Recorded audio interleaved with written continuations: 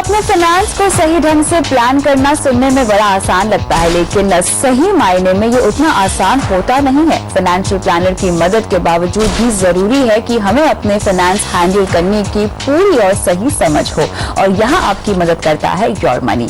हम आज भी ऐसी ही कोशिश लेकर हाजिर हैं। नमस्कार, मैं हूँ कविता थपलियाल और आज मेरे साथ है रुंगटा सिक्योरिटीज के CFP हर्षवर्धन रुंगटा। हर्ष, आपका स्वागत है। आगे बढ़ने से पहले देख लेते हैं योर मनी में आज क्या खास है। नवजात बच्चे के लिए कहां करें निवेश, म्यूचुअल फंड या फिर इंश्योरेंस पॉलिसी। इमरजेंसी फंड के लिए कहां लगाएं पैसा, बताएंगे योर मनी में आज। बैंक अपनी उलझी भाषा से कैसे करते हैं आपको गुमराह, ये भी बताएंगे आपको योर मनी में आज। शुरुआत करते हैं सवाल जवाब के सिलसिले के साथ और हमारे पहले दर्शक फोन लाइन पे जुड़ रहे हैं हिमाचल प्रदेश से हरदेव। नमस्कार हरदेव जी, अपना सवाल पूछिए। नमस्कार मैम। मेरा ये सवाल था कि अलगढ़ हिमाचल से बोल रहा हूँ। मैडम, मैंने एक्चुअली एक पॉलिसी लेना चाह रहा था, तो मैंने इसके लिए पॉलिसी बाजार पे सर्च किया था, वहाँ से मेरे को कॉल आई थी। ठीक है। और मुझे HDFC का प्रो ग्रोथ प्लान बताया था 18 ईयर्स के लिए। ठीक है। एक्चुअली मैं फर्स्ट टाइम इन्वेस्टमेंट कर रहा हूँ, तो मेरे को इसकी नॉलेज तो नहीं है अभी मार्केट की। इसलिए मैं योर मनी से मतलब एडवाइस लेना चाहता था कि आप लोगों का क्या, अगर मैं HDFC का प्रो ग्रोथ प्लान लूँ तो कैसा रहेगा, मतलब आने वाले बहुत अच्छा काम किया आपने, योर मनी को संपर्क किया है। और यहाँ पर मेरे ख्याल से आपकी अप्रोच में थोड़ी सी गलती हो गई है। आप इन्वेस्टमेंट की बात कर रहे हैं और आपने यहाँ पर पॉलिसी बाजार में कुछ ब्राउज किया है, तलाशने की कोशिश की है अपने लिए इन्वेस्टमेंट स्ट्रैटेजी। लेकिन मैं जानना चाहूंगी, चूंकि आपने अब योर मनी को अप्रोच किया है, तो जो इन्वेस्टमेंट आप करना चाहते हैं वो किस उद्देश्य से करना चाहते हैं? एक्चुअली मेरी बेटी 3 मंथ की, तो उसके लिए मैं मतलब आगे फ्यूचर के लिए मैं ये करना चाहता हूँ। कोई अमाउंट आपने अपने लिए निर्धारित करके रखा हुआ है जो आपको कुछ सालों के बाद चाहिए हो? टारगेट? हाँ जी, टारगेट। मैडम, मैं 15 लाख सोच के रखा था, मतलब 15 लाख लगभग 15-20 साल बाद। हाँ जी, 15 साल बाद। 15 साल के बाद आपको 15 लाख रुपए चाहिए और इसके लिए आप चाहते हैं एक इन्वेस्टमेंट स्ट्रैटेजी। उससे पहले मैं जानना चाहूंगी कि आपने अपने लिए कोई टर्म प्लान लिया हुआ है? अभी मेरे पास कोई टर्म प्लान नहीं है। ठीक है। हरदीप जी, आपकी उम्र क्या है? मेरा 29 है। और आपकी सालाना आय क्या है? मेरा 3 लाख पैकेज है। 3 लाख का पैकेज है। ठीक है, चलिए करते हैं आपकी फाइनेंशियल प्लानिंग यहाँ पे। हर्ष, सबसे पहला काम जो इनको करना चाहिए वो है अपने लिए एक टर्म प्लान ले लेना। शायद आप भी ये रेकमेंड करेंगे? एब्सोल्युटली हरदेव जी, अगर हम आपका पूरा पोर्टफोलियो देखें और आपकी जो प्रोफाइल है वो अगर समझें और जो रिक्वायरमेंट है आपकी, तो पहला ये जरूरी है कि आप अपनी फैमिली का जो प्रेजेंट है उसे आप प्रोटेक्ट करिए। उसका मीनिंग क्या होता है कि जो आप इनकम आज जनरेट कर रहे हैं उसके बेसिस पे एक लाइफस्टाइल फैमिली जी रही है, तो आपको वो इनकम को प्रोटेक्ट करना होगा ताकि आप इनका प्रेजेंट प्रोटेक्ट कर सकें। तो उसी लिए मैं आपको आपको सजेशन दूंगा कि आप एक टर्म पॉलिसी खरीदें जो आपकी इनकम का 20 टाइम्स हो। सो अराउंड 60 लाख से अगर आप ऑनलाइन टर्म पॉलिसी खरीदते हैं, आपका जो प्रीमियम है वो लगभग 7 to 8,000 की रेंज में आपको एक टर्म पॉलिसी मिल जाएगी। इससे ये होगा कि आपकी फैमिली का प्रेजेंट प्रोटेक्ट हो जाएगा। कुछ अनफॉर्चुनेट आपके साथ हो जाता है तो एक अमाउंट मिलेगी फैमिली को जो वो इन्वेस्ट कर सकते हैं और उसके बेसिस पे उनको एक रेगुलर इनकम जनरेट हो सकती है। बिल्कुल। तो यहाँ पे 60 लाख का आप टर्म कवर इनको सजेस्ट कर रहे हैं, आगे चल के बढ़ाना चाहें तो बढ़ा सकते हैं? Absolutely, this is as per today. Normally हम कहते हैं कि 10 to 15 टाइम्स होना चाहिए, लेकिन क्योंकि इनकी डॉटर एक she is just born 3 months old है, इनकी लाइबिलिटीज हैं, सो आई वुड सजेस्ट कि ये थोड़ा स्ट्रेच करके अगर 20 टाइम्स ले लेते हैं तो एनीवेज उनका एक प्रोटेक्शन का रीजनेबल हो जाता है। But going further of course अगर इनकी इनकम बढ़ती है, लाइबिलिटीज बढ़ती है, तो अपना टर्म कवर बढ़ा सकते हैं। तो हरदेव जी, जैसे कि यहाँ पे हर्ष ने भी कहा कि अपने परिवार के भविष्य को यहाँ पे सुरक्षित करने के लिए बहुत जरूरी है कि आप उनका आज सुरक्षित करें, जिसके लिए आपको टर्म प्लान लेना होगा 60 लाख रुपए का। अब आते हैं इनकी इन्वेस्टमेंट प्लानिंग की ओर। यहाँ पे ये कह रहे हैं कि 2,500 रुपए हर महीना इन्वेस्ट कर सकते हैं। अपनी बेटी के लिए पैसे जोड़ना चाहते हैं 15 लाख रुपए 15 साल तक। ये अपने जो इन्वेस्टमेंट अमाउंट है वो स्प्लिट कर सकते हैं। पूरा डेफिनेटली इंश्योरेंस में नहीं डालना चाहिए, क्योंकि इंश्योरेंस एक इन्वेस्टमेंट के रूप में अगर आप ट्रीट करते हैं तो it's not the best of the things to do. ये ऐसा कर सकते हैं, 2,500 रुपए जो आप निवेश करना चाहते हैं उसे स्प्लिट करिए। 1,500 आप म्यूचुअल फंड्स में करिए, क्योंकि ये पैसे आपको 15-20 साल के बाद चाहिए, तो आप इक्विटी म्यूचुअल फंड्स की तरफ रुख कर सकते हैं और 1,500 रुपए हर महीने का आप उसमें निवेश करें। स्कीम का नाम भी आपको बता दूं, HDFC children's gift fund investment plan. ये इंश्योरेंस पॉलिसी नहीं है, तो आप जब फॉर्म भर रहे हैं मेक श्योर कि वो म्यूचुअल फंड का फॉर्म हो, इंश्योरेंस कंपनी का नहीं है। इसमें आप 1,500 रुपए हर महीना का करिए। इसमें आपके पास चॉइस है कि आप एक लॉक इन प्रोविजन होता है, आप अगर लॉक इन चूज करते हैं तो जब तक आपकी डॉटर 18 ईयर्स की नहीं होती उसमें से पैसे कोई भी नहीं निकाल सकता। इस स्कीम में 80% लगभग इक्विटीज में होता है, 20% डेट में होता है। और क्योंकि लंबा नजरिया, आप इसमें डेफिनेटली निवेश करना शुरू कर सकते हैं। जो आपका टारगेट था कि आपको 15 लाख करीबन चाहिए था आफ्टर 15-17 ईयर्स, आप ये अगर इन्वेस्टमेंट देखेंगे तो ये बाय इटसेल्फ अगर 14% हम रिटर्न्स देखें तो आपको 15 साल बाद लगभग 15 लाख रुपए आपको सिर्फ 1,500 रुपए के इन्वेस्टमेंट से ही बन सकता है। बाकी का जो आपका 1,000 रुपया है वो आप इंश्योरेंस के कोई भी एक चाइल्ड प्लान है उसमें आप निवेश कर सकते हैं। जो HDFC प्रो ग्रोथ या संचय जो पॉलिसीज आपको बताई गई थी, आप उसमें ना करें। HDFC की जो कंपनी है उसी में एक यंग स्टार बोल के चाइल्ड प्लान है, आप वो पॉलिसी में निवेश कर सकते हैं। आप ऑप्शन आपके पास दिया जाता है कि आपको यूलिप अगर फॉर्मेट में चाहिए या आपको ट्रेडिशनल फॉर्मेट में चाहिए, दोनों आपके पास ऑप्शंस अवेलेबल हैं। चाइल्ड प्लान होते क्या है, ये बेसिकली पेरेंट को इंश्योर करते हैं, आपकी लाइफ पे कवर होगा। अगर आपको कुछ हो जाता है तो आपकी डॉटर को जो सम इंश्योर्ड है वो मिलता है, प्लस आगे के प्रीमियम भरने बंद हो जाते हैं और पॉलिसी कंटिन्यू रहती है। जब मैच्योर होती है, जो 15 साल का अगर आप पीरियड ले रहे हैं या 20 साल का पीरियड ले रहे हैं, उस समय वापस ये पैसे दिए जाते हैं। तो एक डबल प्रोटेक्शन होता है, कोई प्रीमियम बर्डन नहीं होता है। इन केस अगर फैमिली मेंबर जो अर्निंग मेंबर है उनकी अगर डिमाइस हो जाती है तो कोई भी प्रीमियम बर्डन नहीं होता है बाकी फैमिली पे। सो आप 1,000 रुपए का टारगेट बना के आप उस पॉलिसी में जरूर निवेश कर सकते हैं, उसमें कोई हार्म नहीं है। लेकिन अगर हम आपका पूरा ये पोर्टफोलियो समराइज करें, पहला स्टेप आपको ये करना है 60 लाख का आप टर्म इंश्योरेंस लीजिए ऑनलाइन पॉलिसी के जरिए। 1,500 रुपए हर महीने का आप HDFC children's gift fund investment plan mutual fund के जरिए आप निवेश करें। और 1,000 रुपए आपको चाहिए तो आप चाइल्ड प्लान जो HDFC का यंग स्टार है या HDFC का एक यूनिट फॉर्मेट में देखें तो यंग स्टार सुपर है, और अगर ट्रेडिशनल प्लेटफॉर्म में देखें तो यंग स्टार उड़ान। इन दोनों पॉलिसीज में से आप अपनी जहां जो भी कंफर्ट लेवल है आप उसको चूज करके आप उसमें निवेश कर सकते हैं। हर्ष, यहाँ पर मैं एक सवाल पूछना चाहती हूँ। यहाँ पे इनकी बेटी के लिए आपने कहा कि ये म्यूचुअल फंड के जरिए निवेश कर सकते हैं। अब जो बाकी बचे 1,000 रुपए आप कह रहे हैं कि चाइल्ड प्लान लेने का जो आपने सुझाव दिया है, उसके बदले अगर ये अपनी रिटायरमेंट प्लानिंग या और कोई गोल के लिए निवेश करना शुरू करें तो वो किया जा सकता है? वेल कविता, बाकी आप अगर लाइफ गोल्स की बात करें तो उसमें निवेश करना डेफिनेटली जरूरत है। बिल्कुल। अब क्योंकि इनका स्पेसिफिक रिक्वायरमेंट है कि 2,500 रुपए ईयर मार्क कर रहे हैं अपनी डॉटर के फ्यूचर के हिसाब से। सो आप अगर हम कंपेयर करें, हमने स्प्लिट क्यों किया है, अगर हम उसमें थोड़ा डिटेल में जाएं, आप 1,500 रुपए म्यूचुअल फंड में निवेश कर रहे हैं। जब तक आप जीवित हैं तब तक आप निवेश करेंगे। उदाहरण के तौर पर अगर 5 साल बाद कुछ हो जाता है तो म्यूचुअल फंड में निवेश होना बंद हो गया। बिल्कुल। सो जो हम कॉर्पस देख रहे थे 15 साल बाद चाहिए, वो इकट्ठा नहीं होगा क्योंकि उसमें निवेश ही नहीं हुआ है। सो ये जो वैक्यूम है, क्योंकि daughter is still going to grow, उनको 15 साल बाद फिर भी पैसों की जरूरत होने वाली है, तो यही जो वैक्यूम है ये एक चाइल्ड प्लान अच्छी तरह कवर करता है। ठीक है। तो जब 1,000 रुपए आप हर महीने का निवेश कर रहे हैं, अगर यही 5 साल बाद कुछ होता है तो प्रीमियम भरना बंद हो जाता है क्योंकि कंट्रीब्यूशन नहीं हो रहा है, लेकिन ये प्लान ऑटोमेटिकली प्रीमियम को भरते रहता है। तो वो 1,000 रुपए जो ये भर रहे थे वो इंश्योरेंस कंपनी आपकी पॉलिसी में भरती है, तो इन्वेस्टमेंट होना कंटिन्यू रहता है। सो यही एक बेसिकली डिफरेंस है between child plan and an mutual fund. So इसीलिए हमने इक्वली तो नहीं, लेकिन हमने 1,500 और 1,000 रुपए का स्प्लिट किया है ताकि रिटर्न्स की थोड़ी कॉम्प्रोमाइज डेफिनेटली होगी इंश्योरेंस में, लेकिन एक जो प्रोविजन है चाइल्ड प्लान का बहुत अच्छा मिल जाएगा। एब्सोल्युटली। चलिए हरदेव जी, उम्मीद करते हैं कि आपको अपने सवाल का जवाब मिल गया होगा। आपको टर्म प्लान लेना है और साथ ही म्यूचुअल फंड के जरिए अपनी बेटी की पढ़ाई के लिए निवेश की शुरुआत करनी होगी, और साथ ही आपको जो टर्म प्लान जो चाइल्ड प्लान रिकमेंड किए गए हैं वो भी आपको लेने हैं।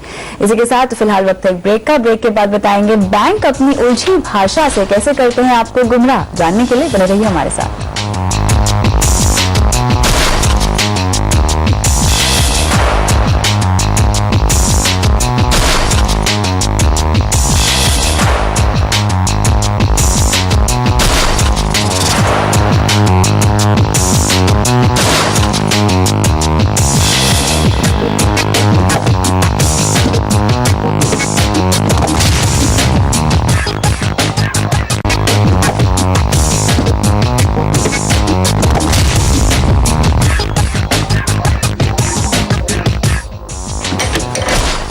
योर मनी हमेशा बताते हैं आपको अपने काम की खबर, चाहे वो निवेश पर सही राय देना हो या फिर टफ जार्गन्स को सिंप्लीफाई करना हो। बैंक के साथ हम जब डील करते हैं तो जार्गन्स की पूरी समझ नहीं होने के कारण उनकी चिकनी चुपड़ी बातों में फंस जाते हैं। यहाँ राशि कर रही है आपकी मदद और बता रही है ऐसे कुछ जार्गन्स जिनसे बैंक अक्सर आपको गुमराह करने में कामयाब हो जाते हैं। राशि, ओवर टू यू।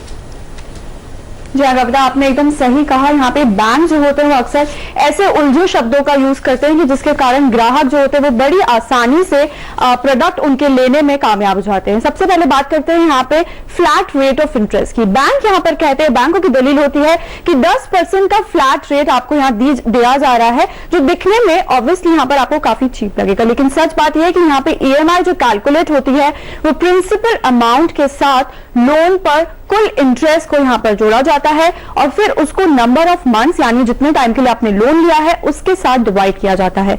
इस तरीके से अगर लोन यहाँ पर EMI कैलकुलेट होती है तो यहाँ पर पूरे महीने की अगर हम बात करें, पहले महीने से अगर आपने रीपे करना अगर शुरू कर दिया हो तो भी यहाँ पर आपको उसका जो फायदा है वो नहीं मिलेगा। आपका जो लोन है वो कुल राशि पर यहाँ पर कैलकुलेट किया जाएगा और इसके कारण जो आपका इफेक्टिव रेट ऑफ इंटरेस्ट होता है वो भी यहाँ पर काफी ज्यादा निकल कर आता है। अब बात करते हैं फिक्स रेट ऑफ इंटरेस्ट की। अगर आपने लोन लेने जा रहे हैं तो ये दरअसल बैंक यहाँ पर सबसे पहले कोशिश करते हैं आपको इस रेट पर लोन देने की और यहाँ पर बैंकों की दलील होती है कि इंटरेस्ट रेट और EMI यहाँ पर आपकी पूरी तरीके से यहाँ से आपकी फिक्स रहेगी, यानी एक सी रहेगी पूरे टाइम आपकी लोन अवधि के। लेकिन ऐसा नहीं होता। नए नियम के मुताबिक 3 से 4 साल, जो शुरुआती 3 से 4 साल होते हैं, उस पर आपको फिक्स रेट पे लोन दिया जाएगा। उसके बाद जो आपका लोन है वो फ्लोटिंग रेट में बदल जाएगा। फ्लोटिंग रेट पर यहां पर हम आपको सलाह देंगे लोन ले, क्योंकि बैंक फिक्स रेट के नाम पर आपसे यहां पर ज्यादा ब्याज चार्ज करने, यहां पर ज्यादा ब्याज जो है वो वसूलने की कोशिश करते हैं। तीसरी बात लोन से जुड़ी हुई है एडवांस EMI। यहां पर बैंक कहते हैं कि 3 से 4 महीने की EMI आप एडवांस में ही पे करें ना। सुनने में तो ये काफी कंफर्टेबल लगता है कि हाँ चलिए हम पहले अगर दे देंगे तो आपके लिए काफी सुविधाजनक रहेगा, लेकिन ऐसा नहीं होता। यहाँ बैंक लोन का अमाउंट घटा देते हैं, लेकिन जो ब्याज का कैलकुलेशन होता है वो लोन की पूरी रकम पे, पूरी राशि पे, यहाँ पे पूरे अमाउंट पे लोन का यहाँ पे कैलकुलेशन होता है। इसके कारण अगेन जो आपका इफेक्टिव रेट ऑफ इंटरेस्ट होता है वो काफी ज्यादा निकल कर आता है। अब बात करते हैं मिनिमम पेमेंट की। मिनिमम पेमेंट के लिए यहाँ पे कहा जाता है कि आप अपने क्रेडिट कार्ड बिल का मात्र 5% भुगतान करें और एक क्रेडिट कार्ड बड़ी आसानी से ले लें। ये सुनने में अच्छा लगता है, लेकिन असल में अगर आप अपने क्रेडिट कार्ड पर बैलेंस को कैरी फॉरवर्ड करेंगे तो आपको इसके लिए भारी भरकम पेनाल्टी यहाँ पे देनी पड़ सकती है। और पूरे साल की बात करें तो यहाँ पर 30 to 36% तक यहाँ पे पेनल्टी लगती है और इसीलिए बोलते हैं कि बोरोइंग का सबसे महंगा विकल्प है। तो इसीलिए ड्यू डेट तक आप क्रेडिट कार्ड का पूरा भुगतान करें। मिनिमम पेमेंट के चक्कर में फंसकर यहाँ पर क्रेडिट कार्ड का ओवर ड्यू यहाँ पे नहीं करें। इसको बिल की बात की जाए। अब बात करते हैं फ्री एड ऑन कार्ड। यहाँ पर बैंक के पास अक्सर बैंकों की कोशिश होती है ज्यादा से ज्यादा अपने क्रेडिट कार्ड बेचने की और इसके लिए वो यहाँ पे देते हैं कि फ्री एड ऑन कार्ड का ऑप्शन देते हैं, जहां पर वो ज्वाइनिंग फीस को पूरी तरीके से वेव ऑफ कर देते हैं और हम इसी को देख के हम एक और क्रेडिट कार्ड ले लेते हैं। दरअसल यहाँ पर ये बैंक का सिर्फ क्रेडिट कार्ड बेचने का एक और अच्छा खासा तरीका है। यहाँ पर ज्वाइनिंग फीस को तो वेव ऑफ कर देते हैं, लेकिन जो एडिशनल कार्ड की जो पूरी सालाना फीस होती है, एनुअल फीस होती है, उसको यहाँ पर उसके पूरे यहाँ पर वसूला जाता है। तो सिर्फ इसके चक्कर में नहीं फंसे और बेमतलब के लिए एडिशनल क्रेडिट कार्ड नहीं ले, क्योंकि यहाँ पर आपने अगर ड्यूज नहीं पे किए तो आपके क्रेडिट स्कोर पर भी काफी बुरा असर पड़ सकता है। अब बात करते हैं डिपॉजिट इंश्योरेंस की। डिपॉजिट इंश्योरेंस यहाँ पर बैंकों की कोशिश होती है अपने अकाउंट यहाँ पे खुलवाने के लिए उनकी कोशिश होती है कि आपका पैसा यहाँ पे सुरक्षित है, क्योंकि आपके डिपॉजिट को यहाँ पे पूरी तरीके से इंश्योर किया जा रहा है। इसीलिए आप हमारे बैंक के साथ अकाउंट खुलवाएं ना। डिपॉजिट इंश्योरेंस में मैक्सिमम आपको बता दें यहाँ पे 1 लाख रुपए तक यहाँ पर सिर्फ जमा जो होती है आपकी डिपॉजिट होती है वो इंश्योर होगी और वो सिर्फ आप एक बैंक से करा सकते हैं। अगर एक बैंक में आपके 1 लाख से ज्यादा की रकम है तो उस पर यहाँ पर आपको कोई इंश्योरेंस नहीं मिलेगा। और मैं आपको ये भी बता दूं कि सभी बैंकों का एक बहुत ही रेगुलर फीचर है, मोस्टली ज्यादातर क्या सभी बैंक जो होते हैं वो यहाँ पे अपने डिपॉजिट पर यहाँ पे इंश्योरेंस की सुविधा देते हैं 1 लाख तक की राशि पे। तो कविता, ये तो यहाँ पे कुछ ऐसे जार्गन जिनको फंसाते हैं बैंकर्स जनरली, जिससे उनके प्रोडक्ट जो है वो ग्राहकों को बेचे जा सके। काफी काम की जानकारी दी है आपने राशि, बहुत बहुत शुक्रिया इन तमाम डिटेल्स के लिए। लेकिन इसी पर बात करते हैं हमारे एक्सपर्ट हर्ष से भी। हर्ष, यहाँ पे आपने तमाम जार्गन्स सुने जिनको सिंप्लीफाई किया है राशि ने। आप खुद एक फाइनेंशियल प्लानर है, अमूमन आप किस तरह की शिकायतें आपको आती है इन्हीं जार्गन्स की वजह से और इन्हीं बैंकिंग लैंग्वेजेस की वजह से जहाँ पे लोग फंस जाते हैं? वेल कविता, मोस्ट इंपॉर्टेंटली है कि जो हमने इंटरेस्ट रेट का मेथड है कैलकुलेशन का, WDB है, रिटन डाउन वैल्यू मेथड पे होता है या फ्लैट रेट पे होता है, ये सारी चीज जो कैलकुलेशंस कोई भी इंडिविजुअल्स होते हैं वो करते नहीं हैं। वो बैंक पे आंख बंद करके भरोसा कर लेते हैं कि जो कैलकुलेशन दिया जा रहा है वो नियम के अनुसार होगा। मतलब this is an apprehend, this is एक अजम्पशन करके चलते हैं कि बैंक आपको दे रहा है तो आरबीआई की गाइडलाइंस के अंडर में ही हो रहा होगा। Well, that is not true. अक्सर हमने देखा है कि ये छोटी छोटी चीजें जो होती है वो कैलकुलेशन में बहुत असर करती है और वो कोई भी इंडिविजुअल करता नहीं है। सो थोड़ा आपको अपने डॉक्यूमेंट पढ़ने होंगे, थोड़े उसमें मेथड ऑफ कैलकुलेशन देखना होगा। ऐसी नहीं कि बैंक्स गलती नहीं करती हैं, वो डेफिनेटली गलती कर सकती हैं। सो आपको वो सारी चीज अगर आप ध्यान में रखते हैं, एक उदाहरण के तौर पे छोटी सी चीज बताते हैं कि आप अगर आरबीआई का मैंडेट है कि आप अगर अपने क्रेडिट कार्ड का पेमेंट करते हैं और आप अगर काउंटर पे देना चाहते हैं तो बैंक्स को कंपल्सरीली उस पर अपना एक्नॉलेजमेंट देना होगा।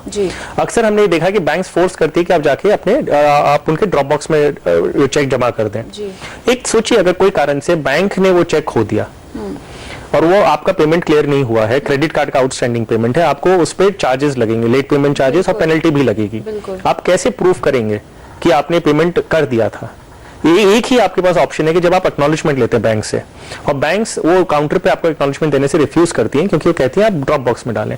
आरबीआई ने इसी चीज का कॉग्निजेंस लेके एक डायरेक्टिव दिया है कि अगर कोई कार्ड होल्डर है या कोई बैंक अकाउंट होल्डर है, अगर एक्नॉलेजमेंट लेना चाहता है तो उन्हें वो देना पड़ेगा। लेकिन फिर भी हम देखते हैं कि इंडिविजुअल्स नहीं करते हैं वो काम। फिर अगर क्रेडिट कार्ड का उनका चेक हो जाता है तो उन्हें पेनल्टी भरनी पड़ेगी। सो छोटी छोटी चीजें आप अगर ध्यान दें तो शायद ये सारी जो की जरूरत है, अवेयरनेस की जरूरत है। और योर मनी जैसे शोज हम करते ही हैं जहां पे हम आपको लगातार पर्सनल फाइनेंस और फाइनेंशियल प्लानिंग से जुड़े तमाम मुद्दों पर, बारीकियों पर राय देते रहते हैं। तो फिलहाल योर मनी में वक्त है एक ब्रेक का। ब्रेक के बाद बताएंगे क्रिटिकल इंश्योरेंस प्लान की क्या है अहमियत। बने रहिए हमारे साथ।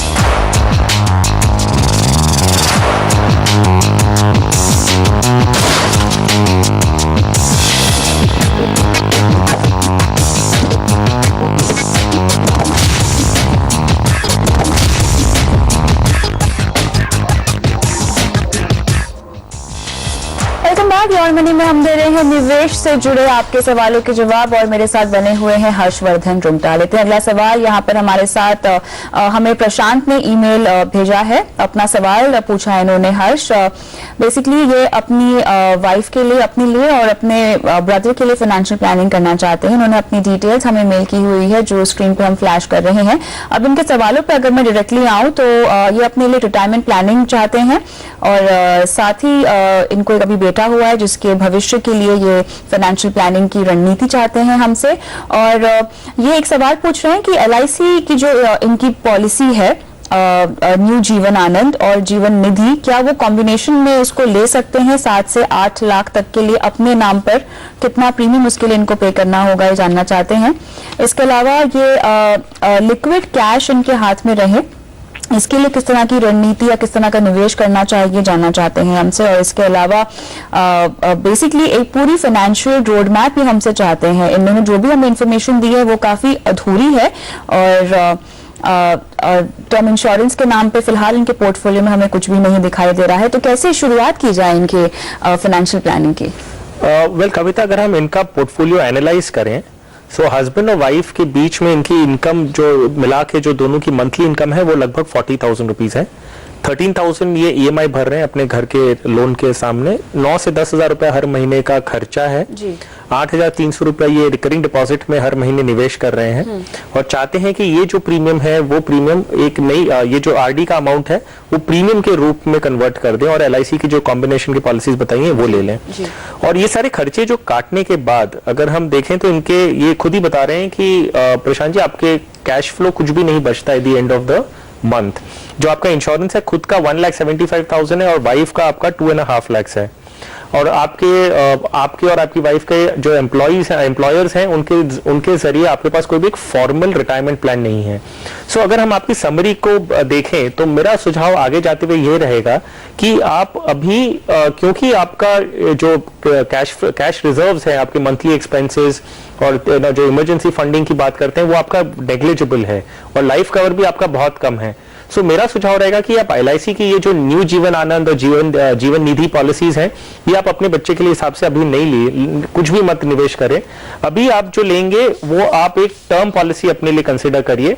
आप और आपकी वाइफ दोनों वर्किंग है तो आप कम इंश्योरेंस ले सकते हैं लेकिन आपको टर्म इंश्योरेंस लेना जरूरी है। आप अगर 25 लाख का पॉलिसी अगर आप दोनों के लाइफ पे लेते हैं, 25 लाख आपके लिए, 25 लाख आपकी वाइफ के लिए, तो आपका प्रीमियम लगभग 3 से 4,000 रुपए साल का आना चाहिए एक पर्सन का। तो आपका 3-4 हजार रुपया होगा, आपकी वाइफ का 3-4 हजार रुपया होगा। ये आप कॉस्ट नहीं समझें, ये आपके जो कैश फ्लोस हैं उसके हिसाब से थोड़ा टाइट होगा आपके कैश फ्लोस के लिए, but I would still recommend कि आप ये पॉलिसीज जरूर लें और कोई दूसरी पॉलिसी लेना लें, ये आपको लेना बहुत ज्यादा जरूरी है। आपको दूसरी चीज जो करनी है कि आप अपना जो रिकरिंग डिपॉजिट कर रहे हैं वो आप कंटिन्यू करिए और इससे आपको एक लिक्विड कैश बनेगा आपके लिए कि जब भी आपकी कोई इमरजेंसी होती है, आपके your child is very young right now, कोई भी मेडिकल इमरजेंसीज होती है, सर्दी बुखार, ये सब चीज आप देखेंगे कि छोटी उम्र में काफी होता है, तो ये सब मेडिकल जो एक्सपेंसेस आएंगे वो आप इसके साथ मीट कर सकते हैं। तो रिकरिंग डिपॉजिट आप कंटिन्यू रखिए, वो इंश्योरेंस में कन्वर्ट नहीं करेंगे आप।